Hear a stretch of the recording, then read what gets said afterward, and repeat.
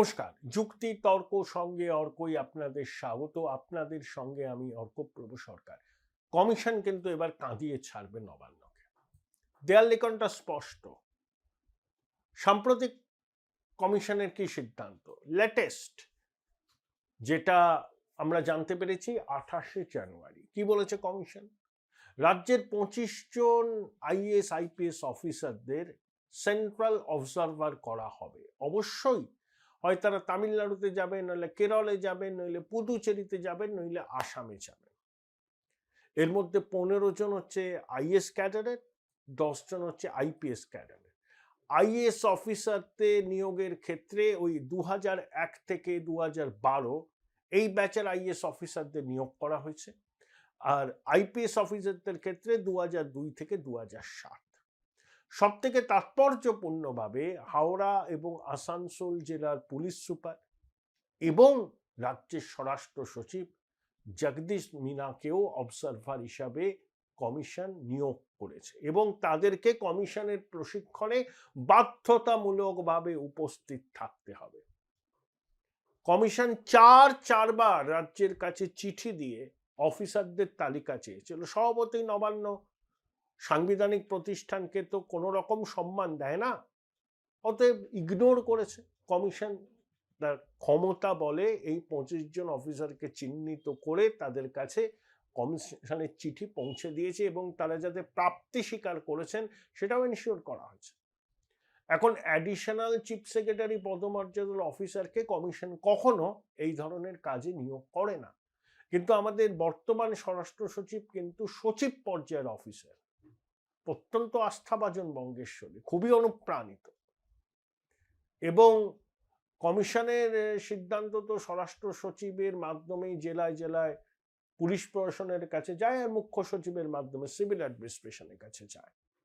তাহলে অনুপ্রাণিত আধিকারিকদেরই কমিশন চিহ্নিত করেছে, তাদের ট্র্যাক রেকর্ডকে যাচাই করেই এই সিদ্ধান্তটা নিয়েছে যে ভোটের পশ্চিমবঙ্গে এদের যদি রাজ্যে রাখা হয় তাহলে এদের ভূমিকা সন্দেহের ঊর্ধ্বে থাকবে না। নিশ্চয়ই কমিশন সব জায়গা থেকে ফিডব্যাক নিয়েছে।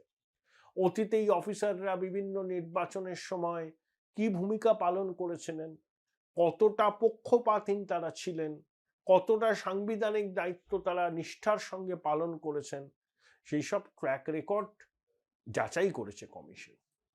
যাচাই করেই মনে করেছে এই আধিকারিকদের যদি এখানে রাখা হয় তাহলে সুষ্ঠু অবাধ নিরপেক্ষ নির্বাচন ক্ষতিগ্রস্ত হতে পারে।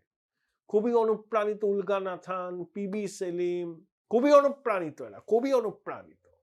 এরা সব বঙ্গেশ্বরীর নয়নের মণি। নয়নের মণিরা যদি রাজ্যে নির্বাচনের কাজে থাকেন, মানুষ জানেন সেই নির্বাচন কি হতে পারে। আমাদের রাজ্যের একজন নির্বাচন কমিশনার আছেন না, রাজীবা সিনহা, তিনি কতটা অনুপ্রাণিত এবং গৃহপালিত ছিলেন পশ্চিমবঙ্গের মানুষ 2 বছর আগে সেটা সাক্ষাৎ দেখে নিয়েছে। চক্ষুকর্ণের বিবাদ ভঞ্জন হয়েছে। তাই নবান্ন এক্ষেত্রে কি করতে পারে? বলতে পারে যে স্বরাষ্ট্র সচিবের পদটা এতটাই গুরুত্বপূর্ণ, রাতারাতি তাকে এরকম অবজারভার হিসাবে নিয়োগ করলে প্রশাসনিক পরিকাঠামোয় চাপ পড়তে পারে, ফাংশন ব্যাহত হতে পারে, এসব বলতে পারে। কিন্তু নির্বাচন কমিশন এইসব যুক্তিকে আমল দেবে না। তারা যদি মনে করে চিফ সেক্রেটারিকেও অবজারভার করতে পারে, অ্যাডিশনাল চিফ সেক্রেটারিকেও করতে পারে, করে না, একটা অলিখিত নিয়ম মেনে চলে। কিন্তু সচিব পর্যায়ের আধিকারিকদের অবজারভার করাই যায়। আমাদের মাননীয় স্বরাষ্ট্র সচিব কিন্তু সচিব পদমর্যাদার একজন অফিসার, তিনি কিন্তু অ্যাডিশনাল চিফ সেক্রেটারি পদমর্যাদার অফিসার নন। সুতরাং তাকে বদলি মানে অবজারভার হিসাবে নিয়োগ করলে মহাভারত কিছু অশুদ্ধ হবে না। আপনাদের আরো একবার কৃতজ্ঞতা জানাই সহায়তা করার জন্য। থ্যাঙ্কস বাটনে ক্লিক করলেই সুপার থ্যাঙ্কস, আপনাদের সহযোগিতা আমার কাছে চলে আসবে। এ তো গেল একটা কিস্সা। এই যে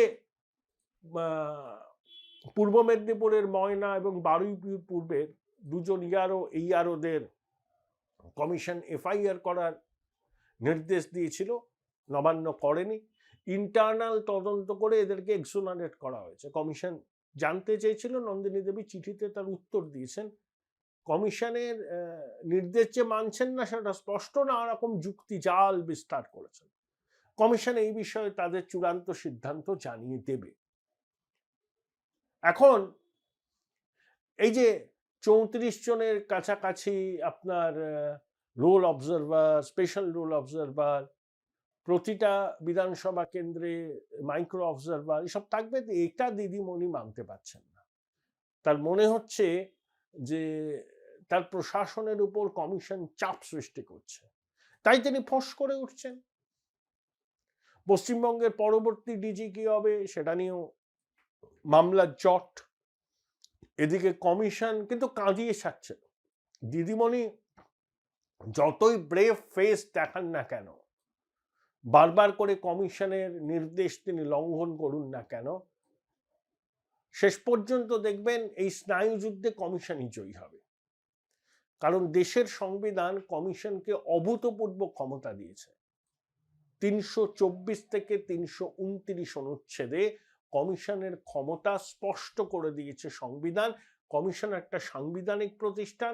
সাংবিধানিক প্রতিষ্ঠানকে এভাবে চ্যালেঞ্জ করা যায় না। এতে সাংবিধানিক প্রতিষ্ঠানের গরিমা ক্ষুণ্ণ হয় এবং সাংবিধানিক প্রতিষ্ঠান ভেঙে পড়ার উপক্রম হয়। এ রাজ্যে কিন্তু সেটাই হতে চলেছে। কারণ কমিশনকে প্রতি পদে পদে অসহযোগিতা করেছে Nabanna. Data entry operator commission চেয়েছিল 1 বছর আগে, নবান্ন দেয়নি। যদি ডেটা এন্ট্রি অপারেটরদের সময় মতো কমিশনকে দিত রাজ্য, তাহলে কিন্তু এই লজিক্যাল ডিসক্রিপেন্সি, বলছে না নামে স্পেলিং, গঙ্গোপাধ্যায়কে বাংলায় কেউ গাঙ্গুলি লেখেন, এটা নিয়ে লজিক্যাল ডিসক্রিপেন্সি হয়েছে, ঠিক আছে, প্রশ্নগুলো তুলেছেন, ভালো করেছেন, কিন্তু এগুলো হতো না যদি প্রথম থেকেই নবান্ন কমিশনের দাবি মতো 1000 ডেটা এন্ট্রি অপারেটরকে দিত। অ্যাসিওর্ড মিনিমাম ফেসিলিটি প্রতিটা নির্বাচনের আগে করা হয়, 500 কোটি টাকা করে জলে যায়। কমিশন এই খরচটা কাটছাট করতে চেয়েছিল, সেই জন্য রাষ্ট্রায়ত্ত সংস্থা মার্টিন বানকে দায়িত্ব দিয়েছিল। তারা সাগ্রহে রাজি হয়েছিল, শেষ মুহূর্তে তারা পিছিয়ে যায়। কেন পিছিয়ে গেছিল আপনারা বুঝতেই পারছেন। সম্ভবত পূর্ত দপ্তরের নিয়ন্ত্রণাধীন মার্টিন বান। কমিশন নতুন দপ্তর সরাবে, তাতেও বাধা। কমিশনের ফিনান্সিয়াল ইন্ডিপেন্ডেন্স চাই, বারবার করে নির্বাচন কমিশন রাজ্য সরকারকে বলেছে। না, স্বরাষ্ট্র মন্ত্রক নিয়ন্ত্রণ করত নির্বাচন কমিশনকে। তাহলে কি নির্বাচন কমিশনের কোনো স্বাধীন অস্তিত্ব থাকে? মনোজ আগরওয়াল তো আরিজ আফতাব নন, ভীষণই অনুপ্রাণিত ছিলেন। এই ধরনের আধিকারিককেই দিদিমণি চান, যে তার কথা শুনে একেবারে যেটা করার সেটা করবেন। মনোজ আগরওয়াল যখন এগুলো শুনছিলেন না, তখন তিনি বিষোদ্গার করতে শুরু করলেন। তার বাঁ দিকে অরূপ বিশ্বাস, ডান দিকে মুখ্য সচিব মনোজ পান, তৎকালীন মুখ্য সচিব বসে আছেন, পিছনে জাতীয় পতাকা। মনোজ আগরওয়াল সম্পর্কে দিদিমণি কি বলেছিলেন? দুর্নীতিগ্রস্ত। আপনার তৎকালীন মুখ্য সচিব তার কমপ্লায়েন্স রিপোর্টে সাইন করেছে, নবান্নের সভাঘরে বসে সাংবিধানিক প্রতিষ্ঠানের সিইও কে আপনি বলছেন দুর্নীতিগ্রস্ত। মানে উনি তো আরিজ আফতাব হতে পারেননি। তাই দিদিমণি রোষের মুখে পড়েছেন। উনি রাজীবা সিনহার মতো অনুপ্রাণিত আধিকারিকদের চান, যারা দিদিমণি যদি বলেন সূর্য পশ্চিম দিকে ওঠে, তারা সমস্যাটা বলবে হ্যাঁ ম্যাডাম, হ্যাঁ ম্যাডাম, হ্যাঁ ম্যাডাম, সূর্য তো পশ্চিম দিকেই ওঠে, আপনি তো অসাধারণ একটা আবিষ্কার করলেন। ঠিক এই ধরনের আধিকারিকদের চান। তো কমিশন, দিদিমণি খেলা তো বুঝেছে, তারা তো ফিডব্যাক নিয়েছে। পশ্চিমবঙ্গের নির্বাচন করাটা কমিশনের কাছে সব থেকে বড় চ্যালেঞ্জ, তাই আটঘাট তারা বাঁধবেই, যেখানে যা যা করণীয় তারা করবেই। এ তো সবে কলির সন্ধে, তারিখটা ঘোষণা হতে দিন না, কবে হবে আমি বলতে পারছি না। এসআইআর না হলে তো হবে না।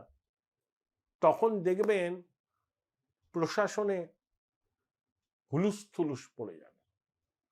কারণ এই বিডিও, এসডিও, ডিএম, রাজ্য সরকারের বিভিন্ন স্তরের আমলারা এই গণতন্ত্রের উৎসব যাতে স্বতঃস্ফূর্ত না হয় তার জন্য নানা রকম কলকাঠি নাড়েন। বারে বারে এই অভিযোগ উঠেছে, সেই অভিযোগকে তো অসত্য বলা যায় না। কেন সিসি ক্যামেরা তার মুখটা সেলোটেপ দিয়ে আটকানো হয়েছিল, কেন ঘুরিয়ে দেয়া হয়েছিল? এগুলো হয়েছে অতীতে। ওই খোকাবাবুর ডায়মন্ড হারবারে কোথায় ফলতা না সরিষা, কোথায় এক তৃণমূলের নেতা বলছিল যে কিভাবে তারা ভোট করে। 7.5 লক্ষ ভোটে জিতেছে খোকা। গণতন্ত্রের পক্ষে শুভ লক্ষণ। কিভাবে খোকা জিতেছে আমরা জানি, তা কমিশনও জানে। কমিশন কবার ভুল করবে এদের উপর ভরসা রেখে? ভরসা রেখেছিল জানেন তো এসআইআর শুরু হওয়ার 2 সপ্তাহ অবধি। তারপর যখন দেখলো যে এদের উপর ভরসা করে কমিশন ভুল করেছে, তখনই তারা কিন্তু একেবারে আটঘাট বেঁধে নেমে পড়েছে। বিশ্বাসই করে না রাজ্য প্রশাসন। আর রাজ্য প্রশাসন বিশ্বাসযোগ্য নয় তো, ভীষণ অনুপ্রাণিত। আইন মানব না, সংবিধান মানব না, বঙ্গেশ্বরীর কথাই সংবিধান, ওটাই আইন। এভাবে তো একটা রাজ্যপাট চলতে পারে না। আরে পশ্চিমবঙ্গ তো আলাদা দেশ নয়, ভারতের রাজ্য একটা। কেউ যদি মনে মনে ভাবেন পশ্চিমবঙ্গ আলাদা দেশ, তিনি সেই দেশের প্রধানমন্ত্রী, তার এই স্বপ্নবিলাস তার কাছেই রাখুন। 11 কোটি বঙ্গবাসীর এর সঙ্গে কোনো সম্পর্ক নেই। আর আমলাদের একটা অংশ এই স্বপ্নবিলাস, এই কল্পবিলাসের সহযোগী। তারা বঙ্গেশ্বরীর কথায় চলেন। সব ভক্ত রামপ্রসাদ, বঙ্গেশ্বরী ইচ্ছাময়ী তারা। ভক্ত রামপ্রসাদ কি বলেছিলেন? ইচ্ছাময়ী তারাকে যেমন চালাও তেমনি চল। এরাও তাই। তাই অনুপ্রাণিত প্রশাসন সাংবিধানিক দায়িত্ব পালন করতে যে পারবে না, কমিশন দেরিতে হলেও সেটা বুঝেছে, সেই জন্যই পদক্ষেপ নিচ্ছে। তাই তেলে বেগুনের জন্য উঠছেন দিদি, আদালতে যাচ্ছেন, নামি দামি আইনজীবী, আমাদের করের টাকায় তাদের ফিজ মেটানো হচ্ছে। কাঁদিয়ে ছেড়ে দিয়েছেন কমিশন নবান্নকে, এবং শেষ হাসি কমিশনই হাসবে। দেখে নেবেন বঙ্গেশ্বরের এই আস্ফালন সফল হবে না, হার তাকে মানতেই হবে। দেশের সংবিধানের থেকে উঁচু নয় বঙ্গেশ্বরীর ইগো। দেশের সংবিধান সুপ্রিম, সবাইকে তা মানতে হবে, এবং সাংবিধানিক প্রতিষ্ঠানকে সব রকম সহযোগিতা করতে একটা নির্বাচিত সরকার বাধ্য। শেষ পর্যন্ত সেই সত্যটা আবার সুপ্রতিষ্ঠিত হবে আদালতের অলিন্দেই। Join Indian Institute of Hotel Management now. Right choice, right decision.